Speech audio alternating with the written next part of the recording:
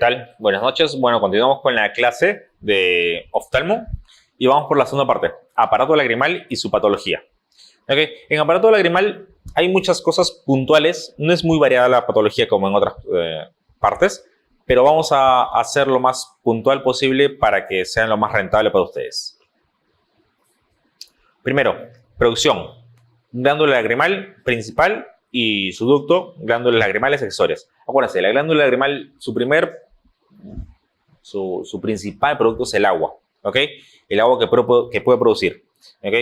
Y al final, la lágrima que va a ser de mejor calidad es la que tenga tres componentes, como ya les mencioné: agua, moco y grasa. El agua por las glándulas lagrimales, el moco por las células caliciformes que están en la conjuntiva y la grasa que está en los párpados, básicamente las glándulas sebáceas. ¿Okay? Como se lo mencioné, tenemos un drenaje que son los puntos lagrimales superior e inferior que van a pasar por los canalículos.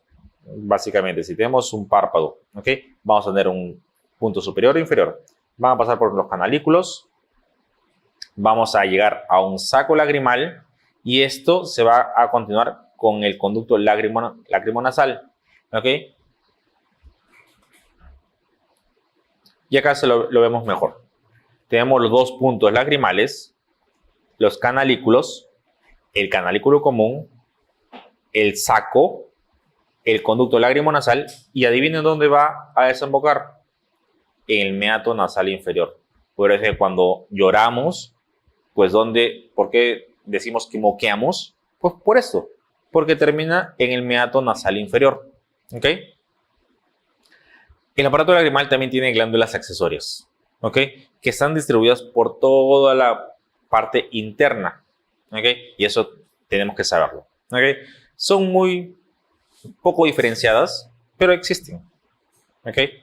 Tenemos en el fondo de saco, pues las glándulas de Krauss. Tenemos en la parte medial, que es en las glándulas de Wolfram, ¿ok? Tenemos también las células caliciformes que van a dar una parte de esto, ¿ok? Pero tenemos también las infecciones que se van a localizar en las zonas más grandes, ¿ok? Tenemos que tener en cuenta la acrostitis crónica, que es básicamente esta inflamación de toda, no es de la glándula, pero es ¿de qué? Del saco, ¿ok? De acroadenitis.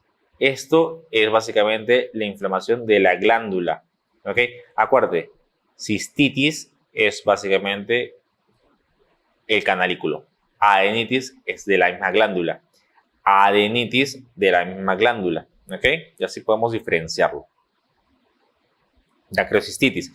Generalmente cuando son recién nacidos, los canalículos no están completamente formados. Y ahí es cuando nos llegan los pacientes de los pediátricos con mucha epífora. Y las madres nos dicen, llora mucho, o lagrimea mucho y se forma mucha legañita. Lo que tenemos que empezar a hacer es enseñar a los padres o a las madres a que los masajes los tengamos que hacer desde el fondo y que lleguen el hueso sin miedo a que se rompan los huesecitos y bajar. ¿Para qué?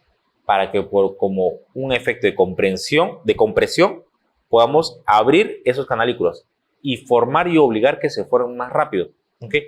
¿Por qué? Porque si es que esto no se forma en los siguientes 6 meses, no se desarrolla todo el conducto, va a pasar esto. Y ahí tenemos que hacer una cirugía. ¿Okay? Los primeros 6 meses son masajes, pero masajes bien hechos, desde la comisura hasta que baje. ¿Okay? Puede ser un poco incómodo para el bebé, puede serlo, pero es al final lo mejor. No es un trastorno del sistema excretor lagrimal. Si es excretor, va a contribuir desde los puntos lagrimales, canalículos, conducto, saco y hasta llegar al meato. ¿Ok? La acrocitis, obviamente de acá. Canaliculitis, de acá. Dacroadenitis. La dacroadenitis es de la glándula, es del sistema productor, no excretor. ¿Ok? Ectropio del punto lacrimal. Punto. Obstrucción del conducto lacrimonasal. ¿Ok? Si me dicen excretor, pues es de toda la vía. Film lacrimal, como les comenté, capa lipídica, capa acuosa y el glucólico, que es glucoproteínas, ¿ok? Que es moco. en otras palabras. ¿Ok? Esto hace que sea una muy buena calidad de lágrima. Es por eso que salen bastante cantidad de lágrimas artificiales en el mercado que te dice, nosotros tenemos mayor cantidad de lípidos, nosotros tenemos mayor cantidad de moco. ¿Ok? Pero al final, la mejor lágrima es la que nosotros mismos podemos formar. ¿Por qué? Porque tiene la cantidad de lípidos, fase acuosa y glucócalis que realmente necesitamos. Síndrome de ojo seco. ¿Ok? Como ven, hay diferentes maneras de poder diagnosticar ojo seco. La primera, clínica. La segunda, test. ¿Cuál es el más conocido? El test de Schirmer. ¿Qué es lo que me va a medir el test de Schirmer? La cantidad acuosa. ¿Qué quiere decir? Yo pongo unos papelitos que están milimetrados en los ojos, espero unos 5 minutos y veo qué cantidad de estos papelitos se han mojado. Si se han mojado más de 10 milímetros, puedo decir que tengo una cantidad de lágrima acuosa o una cantidad de producción acuosa en buena cantidad. Si es menos de 5, yo digo que me falta producir agua en las glándulas lagrimales. ¿Okay? ¿Qué pasa si es que yo tengo estas alteraciones puntiformes, difusas en la córnea, que se tiñen? Quiere decir que el epitelio que está, acuérdense, la córnea tiene 5 capas, el epitelio es de arriba, ¿ok? Si es que este epitelio está, por decirlo, dañado, ¿ok? Esto se debe a que no hemos tenido una buena lubricación y al cerrar, al parpadear, hemos barrido con esas células, han friccionado y es por eso que se forman este tipo de lesiones puntiformes, ¿ok? Esto es otro signo de ojo seco. Una queratitis puntata. Queratitis puntata. Diagnóstico de ojo seco. A ver. Siempre, para mí, el ojo es la estrella principal de todo. Yo no quería ser oftalmo. La vida me llevó a ser oftalmo. Así que empecé a querer esto. Así que la idea es que estos se los enseñe de manera bonita. Pero tenemos que tener en cuenta que el ojo es un globo, ¿ok? Y que tenemos que tener en cuenta que este globo tiene varias partes, desde afuera hacia adentro. Vamos a ver 3 capas básicamente. La capa más externa, donde está la esclera o la conjuntiva con la esclera y la córnea.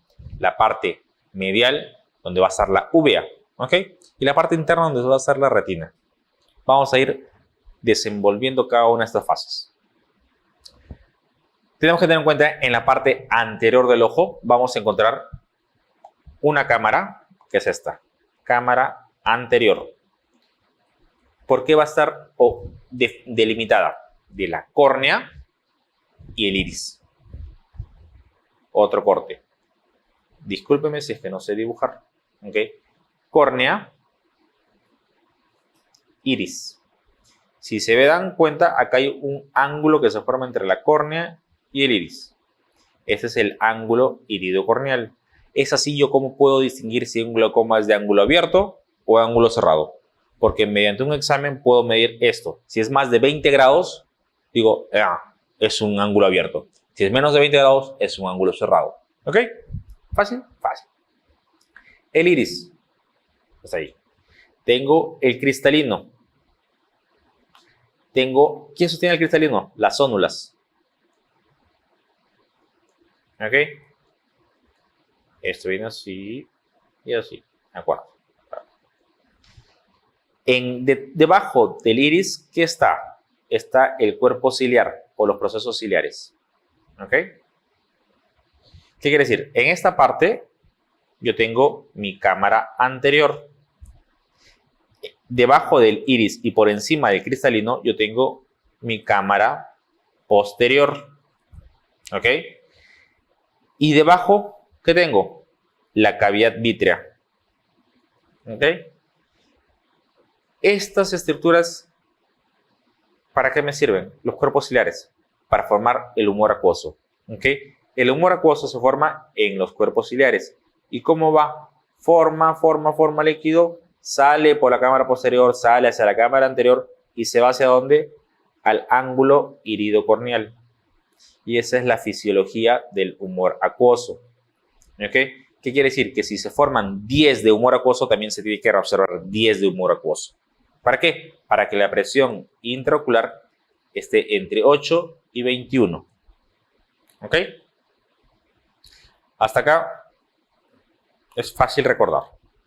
Así que ya si hemos recordado todo, pues también vamos a poder imaginarlo.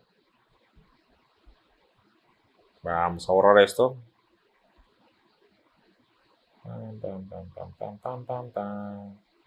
Acuérdense, presión intraocular 821. Tenemos cámara anterior, cámara posterior. Tenemos cavidad vítrea. Dos cámaras, anterior y posterior, bien delimitadas. En la región posterior tenemos el humor vítreo y la retina, ¿okay? Donde en la cavidad vítrea.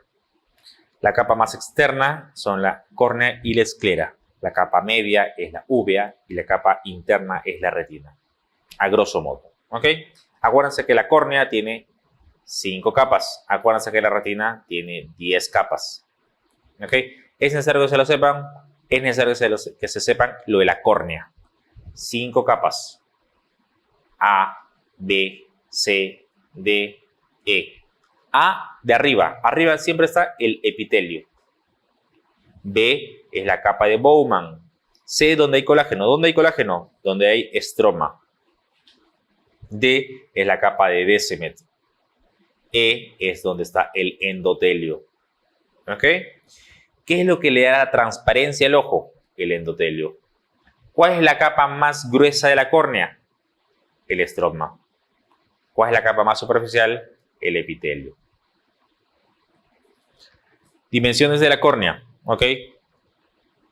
¿Cuándo decimos que es una microcórnea? Cuando es menos de 10 milímetros. Una megalocórnea, más de 13 milímetros. ¿Dónde vemos una megalocórnea? Cuando tenemos un glaucoma congénito, como en este caso. ¿Ok?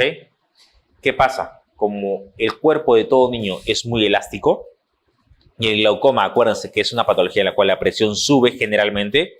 La presión sube y el ojo del niño es muy elástico. Ese también se ensancha.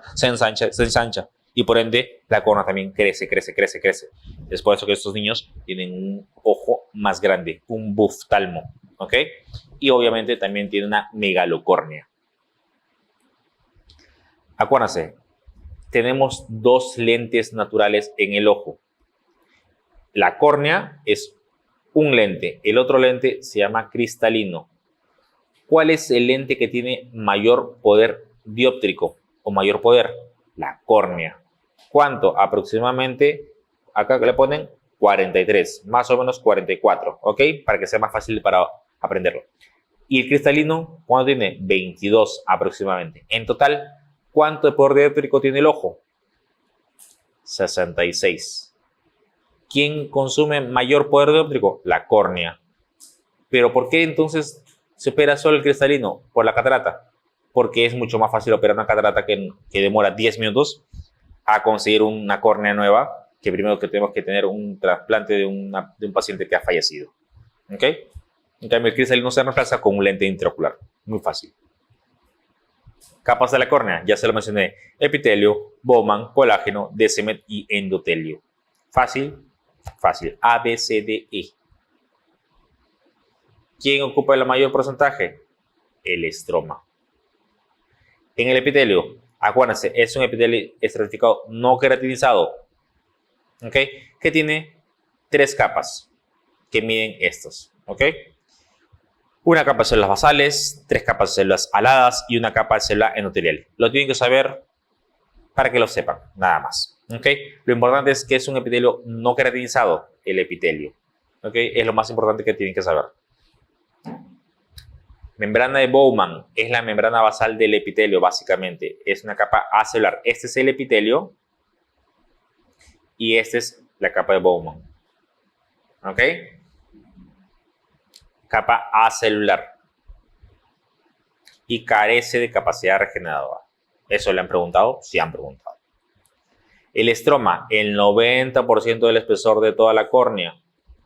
Es todo esto. ¿Ok? ¿Por qué es importante? Les mencioné que el principal responsable de la transparencia de la córnea es el endotelio. Pero ¿qué pasa si es que se dematiza la córnea mucho? ¿Y dónde se va a dematizar? En el estroma. ¿Qué pasa si es que absorbe mucho líquido? Obviamente la transparencia también se va a perder. Si se deseca, también se va a perder. Así que el segundo responsable de transparencia, obviamente, es el estroma. ¿Pero por qué el endotelio es más importante? Porque el endotelio tiene bombas que saca líquido y que mete líquido. Acuérdense, tenemos el humor acuoso, que es puro líquido, líquido, líquido, líquido. Tranquilamente puede pasar al estroma sin ningún problema, si no fuera por el endotelio. Si ya no hay endotelio, el estroma se va a llenar de líquido. ¿Ok? Pero como está el endotelio, pues ese cumple una barrera. Así que es quien le da la transparencia final.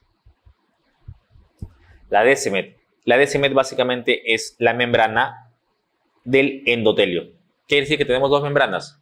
Bowman, que es la de arriba, y DSMED, que es la de abajo. ¿Ok? Pregunta 43. La membrana de DSMED se encuentra a nivel de... Muy fácil. Córnea. Eso han preguntado en un resentado. Han preguntado en un resentado. Endotelio es una monocapa de células planas hexagonales, ¿ok? Que como carece de actividad mitótica no se puede regenerar, ¿ok? Eso es lo más importante que tienen que saber, que no se regenera y que es una sola capa, nada más. Y que obviamente esta célula va a tener diferentes bombas, que va a hacer que el líquido no pase hacia el interior de la córnea. Métodos de examen corneal.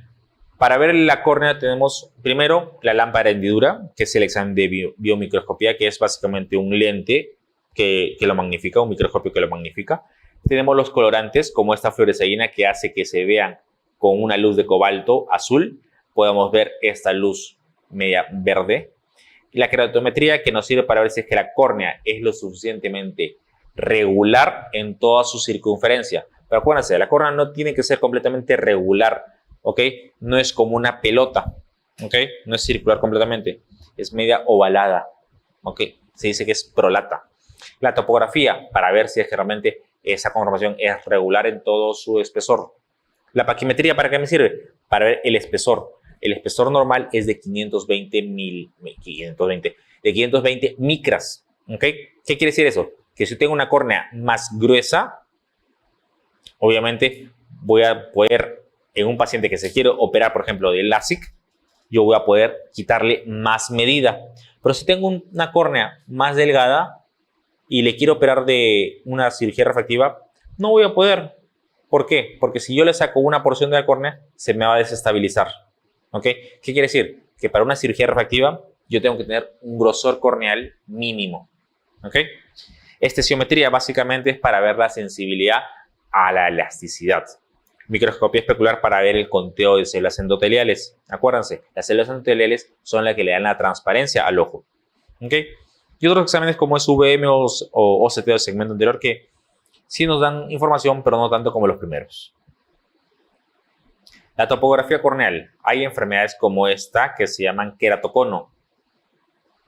El queratocono obviamente es la forma en cono de la córnea. Esta topografía me dice en qué lugar es más inclinado, en qué lugar es más adelgazado, ¿ok? La córnea. ¿Para qué nos sirve? Pues para ver si es que necesita algún tipo de trasplante o no. Microscopía especular, como le mencioné, estos puntitos que ven es la densidad celular del endotelio. ¿Qué quiere decir? Que si es que en algún momento yo me lesiono la córnea, voy a tener lugares donde ya no va a haber endotelio. ¿Por qué? Porque este endotelio no se recupera, ¿ok? Y para tener que llenar esos espacios, el endotelio se cambia su conformación y se pone más amorfo, ¿ok? ¿Qué quiere decir? Que ya no va a ser ni va a funcionar como antes. ¿Cómo es un endotelio de una persona joven? Es mucho más denso, es mucho más regular y tiene una buena cantidad. Pero si es que vemos una persona que es viejita, pues ya empieza a deformarse. Las células empiezan a decrecer. Acuérdense, antes teníamos en un recién nacido de 3.500 a 4.000 células. En un paciente mayor, 2.500 células. En un paciente que ha sido operado de catarata, pues tenemos menos de 1.500 células. ¿Cuándo deja de ser transparente? Cuando es menos de 600 células. ¿Ok? El OCT o tomografía, ¿para qué me sirve? Para poder medir en diferentes porciones cuál es el grosor corneal. ¿Ok? La idea es que sea lo más regular posible. Siempre en el centro va a ser el lugar más delgado de la córnea. El OCT, que es la tomografía de coherencia óptica, eso significa OCT de segmento anterior, me va a dar también información sobre el grosor y las capas de la córnea. Patología corneal infecciosa, queratitis bacteriana, viral, micótica y por acantomoeba. Acá lo que tienen que saber, acantomoeba es igual a lente de contacto más piscina. ¿Ok? Micótica, ¿qué tenemos que ver? Aspergillus. Viral, herpes. Si es herpes, lesiones dendríticas. Si es bacteriana, pues tratamiento antibiótico, básicamente. Esas son las palabras que tienen que encontrar en las preguntas sobre queratitis. ¿Ok? Si es herpes, dendrítico. Si es micótica, aspergillus. Si es queratitis por acantomoeba, lente de contacto más piscina. Signos a tener en una úlcera corneal. Básicamente, una úlcera corneal es una lesión donde podemos encontrar una alteración. Acuérdense, la córnea tiene 5 capas. Una úlcera corneal y es una alteración ya del epitelio. ¿Por qué es importante esto? Porque el epitelio cubre, como cualquier tipo de epitelio, el hecho que ingresen bacterias. ¿Ok? Para eso nos sirve el epitelio, para cubrirnos de los agentes de las noxas. Si es que esto se inflama, obviamente va a haber un punto de ingreso al ojo y esto puede crear una endoftalmitis. Una endoftalmitis es lo más peligroso del ojo porque podemos perder el ojo. ¿Ok? Y bueno, acá están los diferentes exámenes que tenemos que pedir y todo lo que tenemos que hacer en caso tengamos una úlcera. Primero, como todo debería ser, muestras para saber cuál es el germen. Tenemos que poner ciclopégicos, que es para que no tengamos dolor. Antibióticos de amplio espectro hasta saber cuál es la bacteria. ¿Ok? Antimicóticos tópicos si es que pensamos que es un trauma vegetal. Acuérdense, trauma vegetal igual a antimicóticos. ¿Ok? Úlcera corneal por bacterias. ¿Cuáles son las bacterias más frecuentes? ¿Ok? Staph. Y más si es que es portador de lente de contacto. ¿Ok? Si es que es portador de lente de contacto, tenemos que descartar que no tengamos, ¿qué cosa? Acantomoeba. Úlcera por herpes. Úlcera corneal por herpes. Acuérdense, esta imagen, ¿ok? Geográfica o dendrítica son patognomónicas de herpes. ¿Ok? Básicamente para el tratamiento de herpes, aciclovir. ¿Ok?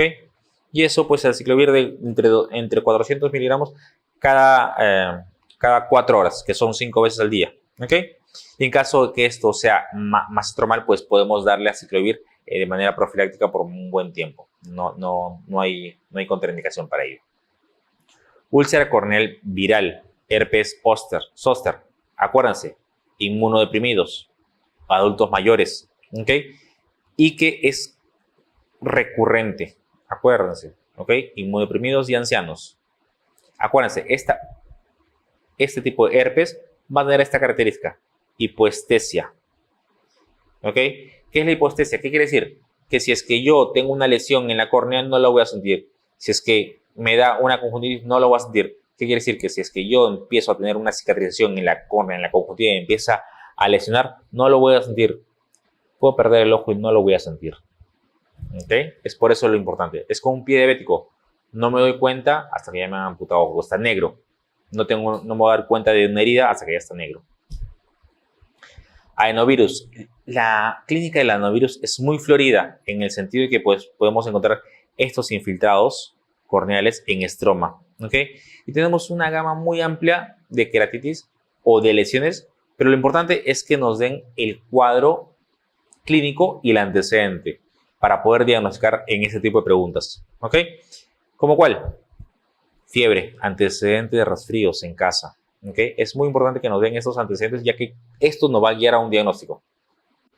Adulto mayor, inmunodeprimido, podemos pensar en zóster.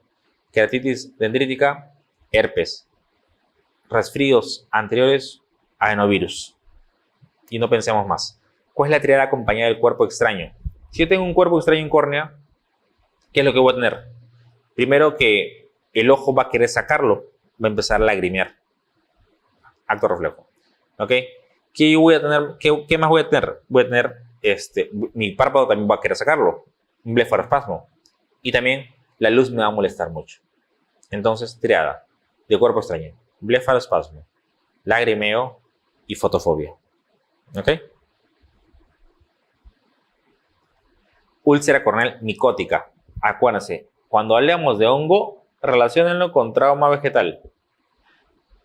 Paciente que viene del norte, pues por una lesión corneal, que es agricultor. ¿Qué tipo de queratitis pensarían? Queratitis micótica, hasta demostrar lo contrario. ¿Ok? Tratamiento. El básico, natamicina. ¿Cuál es el problema? Que no hay en Perú.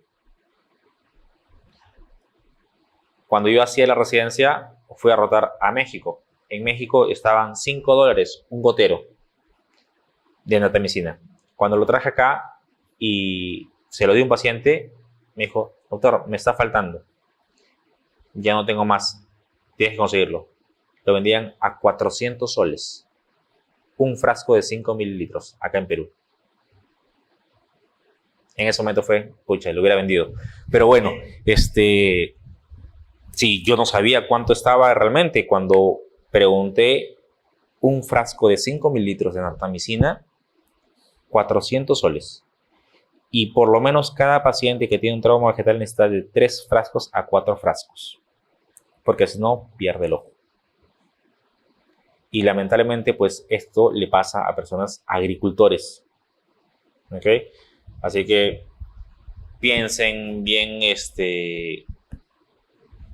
que este tipo de cuadros, piensen bien en traer ese medicamento también, pero piensen bien en que rápidamente, si es que tenemos un trauma vegetal, tenemos que, digamos, descartar un hongo, ¿ok? Úlcera por acantoamoeba, ¿ok? ¿Qué es esto? Lentes de contacto. ¿Qué es esto? Piscinas. Lente de contacto, piscinas, acantoamoeba. No piensen en otra cosa. Puede tener un cuadro muy florido, muy crónico, muy recurrente, pero piensen en que este paciente, el antecedente ha sido un lente de contacto que se metió a la piscina. ¿Okay? Un joven que fue a verano, estaba con lente de contacto, se metió a la piscina y ahí empezó con una queratitis o una úlcera muy crónica que le daba de todos los antibióticos y no respondía. Este paciente, lo más probable es que tenga una acantoamoeba. Tratamiento, hay que sacar parte de esa córnea porque esa córnea está tomada y hay que hacer un trasplante de córnea. ¿Okay? Los tratamientos lamentablemente no funcionan mucho. Aún así sea ketoconazol o fluconazol, no funcionan. Queratitis intersticial. Acá ya vamos a pensar en herpes sífilis, que es muy frecuente, congénita. O sea, no actualmente, pero si es que yo veo una queratitis intersticial, yo tengo que pensar en sífilis. ¿Ok? ¿Qué es un leucoma de efecto natural, de efecto estromal? ¿Qué es un leucoma? Una opacidad de la córnea. Pregunta 45. Agricultor de 36 años. Ya les di el diagnóstico. ¿Ven? No tienen que pensar mucho. Solo recordar cosas puntuales. Se golpeó el ojo derecho con una rama. Trauma vegetal. Entonces, ya para que seguimos leyendo. Vamos, micótico. Tratamiento, natamicina. ¿Ok? Xeroftalmia, que básicamente es la deficiencia de vitamina A. ¿Qué nos causa? Ceguera nocturna, cirrosis conjuntival, manchas de Bitot, úlcera corneal. Tratamiento, vitamina A. ¿Qué es lo que pasa? A la falta de vitamina A no se pueden dar toda la producción de esta vitamina y no va a dar la mejor protección en toda la córnea. Al principio va a haber un defecto epitelial. Como hay un defecto epitelial, va a entrar cualquier germen y va a empezar a seguir rozando. Falta vitamina, va a seguir agranándose el defecto. Lo que voy a ocasionar es un leucoma. ¿Ok? Esa leucoma va a crear una opacidad y va a crear acúmulos de material. Y esto va a causar las manchas de Bitot. Y al final, como les mencioné, la úlcera corneal va a ocasionar un leucoma que va a quitar la visión al paciente. Degeneraciones, ya hemos hablado del pterigium, ¿ok? Que es una degeneración conjuntival. Degeneraciones corneales pueden ser como el arco senil, que generalmente si vemos a pacientes de 60 años. Por ejemplo, en esta parte, toda esa parte es un arco senil que se llama gerontoxón. Gerontoxón, así se llama. ¿Okay? El pterigium, que puede ser nasal o temporal. Tratamiento quirúrgico. No hay tratamiento en gotas. ¿Okay? Hay también por depósito, adelgazamiento. ¿Ok? Y vamos a verlo. ¿Qué es una degeneración de la córnea? Que a causa de cirugías puedo tener una queratopatía en banda. ¿Qué quiere decir? Unos depósitos de calcio que no deberían estar ahí, pero se han formado. ¿Ok? También que tenemos que tener en cuenta que esto va a causar un adelgazamiento y un endurecimiento de la córnea. Disminución de visión, sensación de cuerpo extraño, lagrimeo, y al final puede ocasionar que esta córnea se endurezca tanto que pueda salir y se salga con un pedazo de córnea. Adelgaza más la córnea, riesgo de infección, riesgos de úlcera, riesgos de perforación. Chavo. Degeneraciones. Nudular de Salazman, básicamente lesiones epiteliales. Degeneraciones esferoidales. Lo que quiero con esto no es que ustedes aprendan cuál es la clínica de esto. Lo que quiero que sepan es que hay degeneraciones que afectan a la conjuntiva, hay degeneraciones que afectan a la córnea, hay degeneraciones que afectan a la retina. ¿Ok? Una degeneración, acuérdense, es un proceso en el cual es adquirido. Muy distinto a una distrofia, que es un proceso congénito. ¿Ok? Hay degeneraciones hasta en la mácula, que posteriormente vamos a ver una degeneración macular asociada a la edad, que es una causa de pérdida de visión en la tercera edad. ¿Ok? Pero quiero que tengan en cuenta que hay degeneraciones a nivel del ojo en toda parte, desde la parte anterior, la córnea, el cristalino, que se degenera, que se vuelve catarata, y la retina, que es la parte más posterior. ¿Ok? No quiero que sepan cuál es la clínica de esto, no, yo quiero que sepan que hay degeneraciones en toda parte del ojo. ¿Ok? Y que también, así como hay este tipo de degeneraciones, también hay tratamientos. ¿Ok? Acá, como ven, esto es una córnea en la cual se ha implantado, ¿qué cosa? Un anillo, donde en la parte estromal. Y también tenemos tratamiento como la aplicación de vitamina. ¿Ok? Para diferentes tipos de degeneraciones. Como les mencioné, hay degeneraciones y hay distrofias. Las distrofias son congénitas, ¿ok? Y hay distrofias en la córnea anterior, estromales y posteriores. No necesitan saber cuáles son, lo que sí necesitan es saber que la diferencia entre una degeneración y una distrofia. Y ectasia, básicamente es la alteración de la conformación. Hay ectasias como un queratocono o un queratoglobo.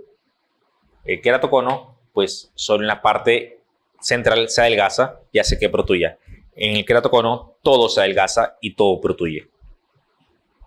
Enfermedades sistémicas que pueden definitivamente afectar a todo el cuerpo y obviamente al ojo. ¿Okay? Afectan mucopolisacáridos, esfingolípidos, mucolípidos. Y al final lo que quiero que entiendan es que el ojo es parte del cuerpo humano. El ojo no está solo. ¿Okay? Si yo tengo artritis, me va a afectar el ojo. Si yo tengo alguna intoxicación por cobre, me va a afectar el ojo. ¿Okay? Si yo tomo amiodarona, me va a afectar o se va a ver representado en el ojo. ¿Okay? Si yo tengo glaucoma, no puedo tomar algunos medicamentos para la hipertensión. ¿Okay? Y también, así como hay síndromes que tenemos que tener en cuenta. Así como los tumores, que los tumores congénitos, como los dermoides, como en esta parte, pues sí tenemos que tenerlos en cuenta y tenemos que saber que por lo menos no tratarlos, pero sabemos que esto puede ser un tumor, así que esto lo podemos derivar, referir. ¿Para qué? Para que le demos mejor calidad o sobrevida a un paciente. Acuérdense, un tumor en un niño que tiene, por ejemplo, piense en un recién nacido que tiene un ojo reflejo rojo y en el otro ojo tiene una leucocoria, ¿en qué podríamos estar pensando? En un retinoblastoma. ¿Ok? El retinoblastoma es un cáncer, una neoplasia maligna del sistema nervioso central, porque estar en el ojo ya es del sistema nervioso central. ¿Ok? Así que esto nos puede llevar a la muerte del niño si es que no lo tratamos. ¿Hay cirugías en la córnea? Claro que sí. La cirugía más frecuente que se está haciendo es la cirugía refractiva. Básicamente, yo tengo una medida, por ejemplo, de -3, yo ya no quiero usar lentes, pues voy con el oftalmólogo y digo, doctor, quiero dejar de usar lentes. El doctor me va a decir, tienes 3 condiciones para no usar lentes. Primero, que tu córnea sea lo más regular posible, que tu córnea tenga el grosor suficiente y que tercero, que no hayas cambiado de medida. Quiere decir que tu medida se haya estabilizado. ¿Ok? Esa es la cirugía más frecuente que se está haciendo actualmente. También, acuérdense, hay cirugía para queratocono, como es crosslinking, anillo estromal o trasplante de córnea. ¿Ok? Si yo tengo una medida y yo me quiero operar, tengo que cumplir 3 condiciones. Que mi córnea, porque es ahí donde se va a tallar la medida, sea lo más regular posible en todo su espesor. ¿Qué quiere decir? Que si yo tengo una alteración en mi córnea, no soy candidato. Si yo tengo un grosor muy delgado, no voy a ser candidato. Tengo que tener un grosor mínimo de 520 micras, que es lo normal. ¿Ok? Y que mi medida sea estable. ¿Por qué? Porque si es que, por ejemplo, yo tengo 15 años, tengo la córnea que es regular y tiene un grosor normal, pero yo todavía estoy creciendo, quiere decir que mi medida va a ir cambiando. Si yo me opero, a los 2 años mi medida va a cambiar y por las puras me he operado. Toda cirugía tiene riesgos, ¿ok? Aún así sea una cirugía refractiva. Claro, a partir de los 18 años tú dejas de crecer, tu medida se estabiliza. Es a partir de los 18 años, entre comillas, lo más seguro para que tu medida no cambie. ¿Ok? Pero antes de eso tenemos que ver que tu retina esté bien, que no tengas ninguna alteración. ¿Ok? La colocación de los... A ver, tratamiento para el coloboma, el nervio óptico, gracias. El coloboma lo que pasa es que es una falta de la fusión de las capas de la retina cuando se están formando. Lamentablemente, a esa falta de fusión no hay tratamiento. ¿Ok? Lo que se da es la mejor rehabilitación posible, la mejor visión posible. ¿Ok? La otra pregunta es la colocación de los anillos estromales, ¿en dónde se realiza? Y recomendaciones. Básicamente, esto va acá, en los anillos estromales. Estos son los anillos estromales, que generalmente va para el queratocono. ¿Ok? ¿Dónde va? En la porción más gruesa de la córnea. ¿Cuál es la porción más gruesa de la córnea? El estroma. Y eso se puede poner un anillo o se pueden poner 2 anillos. ¿De qué va a depender? Básicamente depende de la topografía y de la zona donde está más inestable la córnea.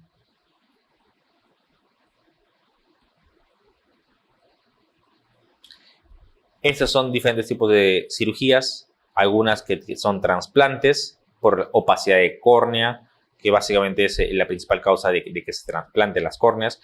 Acá vemos trasplantes parciales, que es para cubrir algún defecto, alguna úlcera que se ha creado. ¿Okay? Un trasplante de córnea total, donde debería quedar al final con este tipo de sutura continua y por puntos separados. ¿Okay? Ahora, actualmente ya no se está haciendo o ya no se estila mucho hacer trasplantes de espesor completo, sino básicamente del endotelio, ¿ok? Que básicamente es el lugar donde más se afecta este tipo de patologías. Ok. Niña de 18 meses con desnutrición severa. Examen físico, se observó brillo corneal borroso en ambos ojos, úlcera corneal en tercio inferior. Desnutrición severa. Falta de vitaminas. ¿Ok? Esto que me está diciendo falta de vitamina A. Cero oftalmia. ¿Ok? No es ninguna queratitis. Úlcera corneal que aparece en un ojo tratado antes con corticoides prolongadamente en un varón norteamericano de morfología oval con una superficie con placa indolora se debe a la etiología. A ver, una úlcera corneal que aparece en un ojo tratado antes con corticoides prolongadamente. Quiere decir que es inmunodeficiente. ¿Por qué? Porque el corticoide causa inmunodeficiencia. ¿Ok? Como morfología oval, con una superficie como en placa e indolora. Bacteriana, no forma esto. Vírica, no. ¿Quién puede ser un patógeno que se incrementa cuando estamos inmunosuprimidos? Los hongos. Los hongos. Esta pregunta es media rara, pero pensémoslo así. La queratitis dendrítica, ¿en quién es? Herpes. Análisis ante un paciente con parálisis facial, ojo rojo, hay que pensar en... ¿Ok? Acuérdense, ¿qué pasa si es que un paciente tiene parálisis facial? ¿No puede abrir o no puede cerrar el ojo? No puede cerrar el ojo. Como no puede cerrar el ojo va a estar sobreexpuesto. Esa sobreexposición, esa falta de cierre se llama lagoftalmo. ¿Ok? Y esa es una queratitis por lagoftalmo. Varón de 35 años de edad, usa lentes de contacto, refiere fotofobia, lagrimeo o dolor en el ojo izquierdo hace 2 días. En la emprendedura, una lesión grande de epitelio corneal, se toman muestras en el borde de la lesión y se realiza un cultivo negativo para bacterias, hongos y virus. Lente de contacto, ¿qué es? Acá te muevo. Niño de 12 años que sufre quemadura oftálmica con lejía. Se le diagnostica queratitis traumática. ¿Cuál es el tratamiento inicial? ¿Qué es lo que le harían?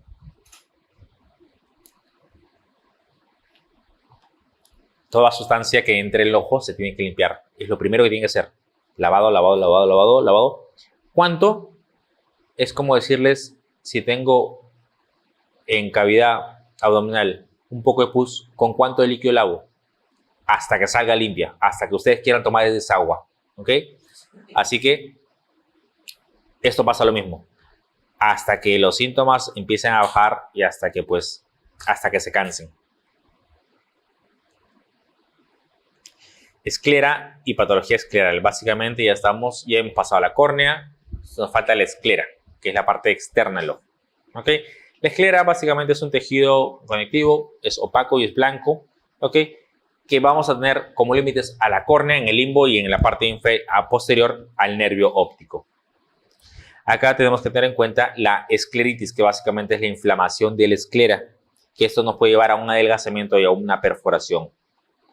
El cristalino, patología del cristalino, es lo más frecuente que vemos en la consulta oftalmológica, que es la catarata. ¿Ok? Disminución de agudeza visual por catarata. ¿Qué es el cristalino? Es el lente natural que tenemos, el cual es una lente biconvexa, que quiere decir que es como una alverjita. ¿Ok? Como una lentejita. Tiene 2 caras, una cara anterior que va hacia la cámara posterior y una cara posterior que va hacia la cavidad vitrea. Y esto está tapizado o envuelto en una cápsula. ¿Ok? ¿Qué quiere decir? Que cuando hacemos la cirugía, abrimos la cápsula anterior, sacamos la catarata, ponemos el lente intraocular, pero la cápsula posterior siempre debe quedar indemne. ¿Ok? ¿Para qué? Para que no se vaya a la cavidad vitrea. ¿Ok? El cristalino. ¿Cómo nace el cristalino? El cristalino nace desde adentro, va creciendo. ¿Ok? Pero todas las células empiezan desde el centro. Quiere decir, va creciendo, se va para afuera. Va creciendo, se va para afuera. Va creciendo, se va para afuera. En otras palabras, ¿cuáles son las células más viejas que tenemos en el cristalino? Las células periféricas. ¿Cuáles son las células más nuevas que tenemos en el cristalino? Las células internas. Acuérdense, cristalino no tiene inervación. ¿Y qué más? No tiene vasculatura. Es por eso que es transparente. ¿Okay? Y es por eso que no necesitamos anestesiar el cristalino como tal para poder operarlo. ¿Okay? ¿Qué es lo que sostiene este cristalino? Acuérdense, el cristalino tiene su cápsula y esta cápsula está rodeada por zónulas. Y estas zónulas son las que están ancladas al cuerpo ciliar y es lo que le da la estabilidad. Estructura ocular que carece de vasos sanguíneos y de nervios. Cristalino. Definición de catarata: cualquier opacidad que haga que la transparencia del cristalino se opaque. ¿Ok? Cualquiera. Golpe, inflamación, cualquier cosa, pero que haga que la transparencia se pierda. Síntomas: visión de halos de la catarata, disminución de agudeza visual, alteración de la visión. Cualquier cosa que haga que mi visión no sea de mejor calidad puede ser un signo de catarata. Hay causas congénitas y causas adquiridas. La más frecuente, la adquirida, la senil. ¿Okay? Pero si yo les pregunto, este paciente es diabético, ¿cuál es el tipo de catarata más común? Eso es pregunta de Mir. ¿Ok? En un diabético es en copos de nieve. Y en copos de nieve es un tipo de catarata subcapsular. ¿Qué quiere decir? Que está en la cápsula posterior. ¿Ok? Catarata por galactosemia es la única catarata que es reversible. todas son irreversibles. ¿Ok? Catarata por galactosemia, reversible. Tipos de catarata adquirida, como les mencioné, la subcapsular, la cual está en la cápsula, en la parte posterior. La nuclear es donde está en el centro del cristalino. La cortical es la que crece por afuera. ¿Ok? Y la de diabéticos es en copos de nieve. ¿Ok? Acuérdense, subcapsular es la que está posterior a todo el cristalino. Nuclear es la que está en el centro. La cortical es obviamente la que crece por afuera. ¿Quién es la que nos quita más visión? La nuclear. ¿Ok? Así como también la podemos clasificar según una madurez inmadura, madura, hipermadura y morganiana. ¿Ok? De acuerdo a eso, también no hay que esperar que nuestros familiares o nuestros pacientes tengan cataratas muy duras para operarlas. Cuando el paciente pierda calidad y cantidad de visión, es el mejor momento para poder operar a nuestros pacientes. ¿Ok? No espera que una catarata se complique y diga, ya no puede ver para recién operarlo. ¿Ok? ¿Por qué? Porque la cirugía que puede durar 10 minutos se puede complicar, puede terminar en una cirugía de retina. Pregunta 53. La catarata es una opacificación del cristalino.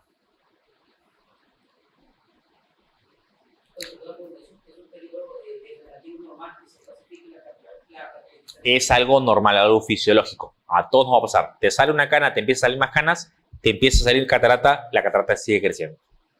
Es algo normal. ¿Por qué? Porque las células van confluyendo. Así como va creciendo, van confluyendo más y más células y más células y más células, que estas células no tienen núcleo y se van degenerando. ¿Ok? Así que vas perdiendo la transparencia. De los siguientes síntomas, ¿cuál no es propio de la catarata? ¿Ok? Disminución de la agudeza visual, fotofobia, epífora, miopización, puede mejorar la visión cercana. En algún momento la catarata va a interferir con la producción de lágrimas. No creo, ¿no? Entonces, epífora. ¿Ok? Generalmente cuando uno empieza a tener catarata, empieza a miopizar. ¿Qué quiere decir? A ver mejor de cerca. Ya no tanto de lejos. Se pierde la visión lejana, pero la visión cercana se mejora. Es por eso que se miopiza un paciente. Un paciente que tiene miopía puede ver mejor de cerca. ¿Cuál de los siguientes trastornos es típico en la catarata en roseta? ¿Cuál es la catarata en roseta? Es la cortical. ¿Ok? Acá lo hemos visto, la catarata cortical. Y esto asemeja a una roseta. ¿Ok? Y esto generalmente es por golpes. Cuando los doctores llegan tarde y las doctoras los reciben a golpes, pasa eso. Traumatismos contusos. ¿Ok? Mujer de 77 años presenta disminución bilateral progresiva de la agudeza visual de hace varios años. Sin embargo, ahora es capaz de leer sin gafas. Miopización o visión cercana. ¿Qué tiene? Catarata senil. ¿Ok? De las siguientes enfermedades, ¿cuál no tiene mayor incidencia de cataratas que la esperada en la población general? ¿Ok? Todo trastorno metabólico va a causar que tengamos catarata más rápido. ¿Pero cuál es el que causa menos? El hiperparatiroidismo. ¿Ok? Todos causan, pero es el que causa menos. En el mundo, ¿cuál es la causa más frecuente de ceguera recuperable? La catarata. Y la irrecuperable, glaucoma. ¿Ok? Catarata recuperable, ceguera recuperable, catarata. Ceguera irrecuperable, glaucoma. Así como tenemos alteraciones por la opacidad de este cristalino, también tenemos alteraciones por la disposición. ¿Ok? ¿Qué quiere decir? Que este cristalino no va a estar en una posición central, sino se va a desplazar. ¿Y por qué? Porque podemos tener una alteración en las zónulas, que son el sostén. Como por ejemplo, luxación por síndrome de Marfan, que generalmente se va a ir hacia arriba y hacia temporal. ¿Ok? Pero tenemos también homocistinuria, Weill-Marchesani y síndrome de Stickler. ¿Ok? Que son alteraciones donde se va a luxar el cristalino. ¿A causa de qué? De que las zónulas van a estar muy inestables. Pregunta 59. ¿Puede aparecer luxación de cristalino en? Ya lo hemos visto. Homocistinuria, Marfan, Weill-Marchesani y Stickler. Acá, homocystinuria. Tratamiento para la catarata, gotas, no, lentes, hasta que no se ayuden. El tratamiento básicamente cirugía. ¿Cuál es la cirugía de elección? La cirugía con facoemulsificación. Una cirugía que tiene que durar aproximadamente 10 minutos. ¿Ok? ¿Puede durar más, un poquito más? ¿Puede durar un poquito menos? Sí. Pero el promedio es de 10 minutos. ¿Ok? Esa es la cirugía de elección. Y complicaciones como cualquier cirugía que puede tener hemorragia expulsiva, que es una tragedia, que quiere decir que el ojo se descomprime muy rápido y las venas han reventado, ¿okay? Y pues me da una hemorragia. Endoftalmitis, que es una infección del ojo, que también es atroz. Edema corneal, cuando hacemos la cirugía, manipulamos la córnea. Eso hace que se cree inflamación, eso crea un edema corneal. Glaucoma secundario, algunas veces lesionamos algunas estructuras, como la malla trabecular, y eso puede crear un glaucoma. Y desprendimiento de retina. Todos tenemos de por sí un riesgo de desprendimiento de retina. Todos. Ustedes, doctores, yo, todos. Pero un paciente que se ha operado de catarata, su riesgo va de 1 en 1000. De 1 en 1000 a 1 en 10.000. ¿Okay? Así que sí aumenta considerablemente el riesgo. Por eso son las evaluaciones constantes que se tiene que hacer después de operado a un paciente.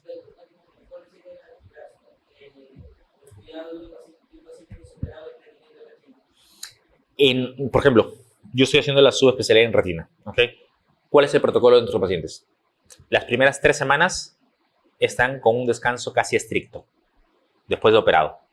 No me pueden leer, solo se levantan para ir al baño y a comer. Y no pueden estar moviendo la cabeza. Pueden estar viendo tele porque la mirada está fija, pero no me van a estar leyendo porque cada vez que mueven el ojo están en riesgo de que la retina no se pegue bien, que no cicatrice bien. ¿Okay? A partir de la 3ª semana ya pueden caminar por la casa. A partir de la 4ª semana ya pueden salir a caminar al parque. A partir de la 5ª, 6ª semana ya pueden empezar a hacer mayor actividad. A los 2 meses recién les damos de alta. ¿Okay? Así que si es que se nos desprende a un paciente de la retina, son 2 meses de para que va a tener el paciente. Aproximadamente. Y la visión nunca se recupera al 100%. Siempre dejan secuelas. Puede viajar sin ningún problema. Lo que pasa es que en algunas cirugías colocamos gas. Ese gas, si es que sube a una altura determinada, se va a expandir. Si se expande, va a aumentar la presión. Si se aumenta la presión, el dolor es insoportable. Y aparte, como aumenta la presión y hay arterias que se pueden ocluir, te puede dar una obstrucción de la arteria central de la retina y chao visión. Por eso, los pacientes operados de retina que les ponemos gas tienen que estar a una altura determinada por lo menos las 6 a 8 semanas. Si ponemos otra sustancia como un aceite, puede viajar al día siguiente, no hay ningún problema. Y bueno, chicos, dudas, preguntas que tengan, presto para resolver sus dudas.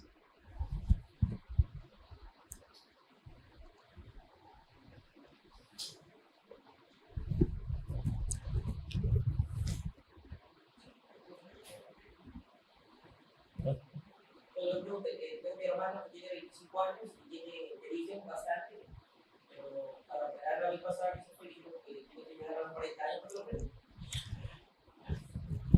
Hay escuelas que te dicen que no los operes, opéralos cuando ya son muy mayores. Hay escuelas que te dicen, ¿para qué vas a esperar tanto? Vas a vivir 20 años más con el ojo rojo que te molesta. Yo particularmente soy de la escuela que me dice, si es que le molesta, ayúdalo. Yo lo opero. Sí, yo sí he operado el paciente más joven que he operado hace yo a los 18 años. ¿Por qué? Porque tenía una derición grande. Solo que a ellos hay que tener más control, nada más. ¿Por qué?